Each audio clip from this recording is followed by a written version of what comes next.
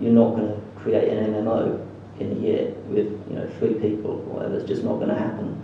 So once you start cutting down your options like that, I think you can get to a potentially a realistic game design relatively quickly.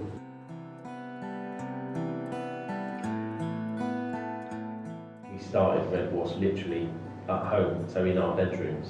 There's got to be a certain amount of self-discipline because it is very easy to stay in bed and pontificate and not actually get the work done.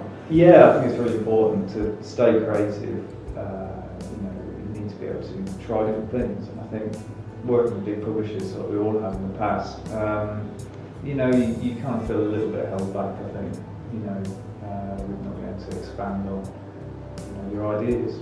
You have to maintain a certain amount of self-motivation, because if you don't get the work done, you're not getting paid, and it's as simple as that. It's definitely a negotiation between the 3 of us what we were able to achieve, and that's much easier when it's a small company like that. So Mike could come up with an idea and say, I think this would make the game better. Initially I might moan about it because it means I have to do some work.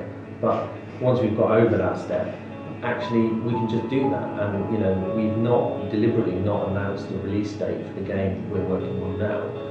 And that is because, if you like, the kind of Blizzard approach, the Diablo 3, it will be ready when it's ready thing. But what it does mean is, rather than working to a publisher's deadline, and that deadline will be set by their financial realities of they need to get this game out in this quarter so these profits show up for these shareholders, that's just not a concern for us. The concern for us is it a good game? And it will be ready when it's ready, because that's when the gameplay is right. And that's a real breath of fresh air to be working with now in comparison to the other model. Important also, I think, to be realistic about what you can do within the time frame, and it's very easy to essentially have loads of great ideas for a game, but basically not really think about how much time you've actually got and what you can do in that time. And also, I'd say try and work out what share of the company everyone is genuinely happy with early on. I mean, us 3 have worked together for years, so we know each other well enough that I think I don't think any of us have made any assumptions that are inaccurate about the other 2. Whereas if you're only just starting to work with someone, I think you may not know what's going to happen. So get as much as you can down in writing early on, I'd say.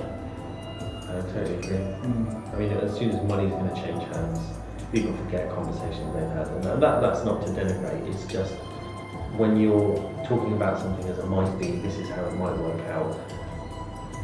That's very different when there's actually money on the table and somebody's got to pay a bill or you've made some money off something. Things change then, so it's good to agree it in a clearer atmosphere.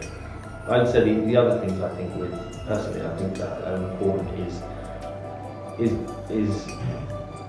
follow the ideas that you think are going to work. Don't try and go with what everybody else is doing. So there's a huge rush to premium, for example, and there's some great premium games out there.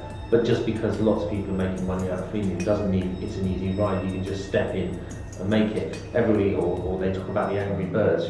We just have to make an Angry Birds, but with lizards and cats instead, and we'll be loaded. It just doesn't work like that. You have to have a vision for what you see as a great game, and you just hope that when you release that, there's enough other people that agree with you that that's a good vision for a game for you to be able to make a living out of it.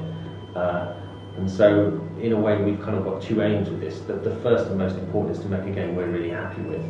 And if we release that and we like that game, then in a way that's first mission accomplished.